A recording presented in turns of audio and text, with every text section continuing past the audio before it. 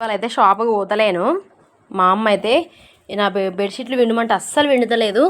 ఎప్పటికి విండేది, కానీ ఇప్పుడు ఊకే వర్షాలు పడుతున్నాయి కదా, అందుకని అయితే విండుతలేను. అందుకే ఇక ఈ 2 బెడ్షీట్లు విండుకోనికైతే నేనైతే ఇవాళైతే ఇంటికాడ ఉన్నా.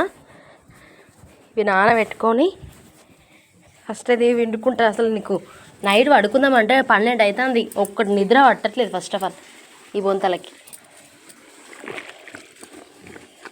మా అమ్మ కూడా విండుతుంది మాగా, కానీ ఇప్పుడు వీలైతలేదు.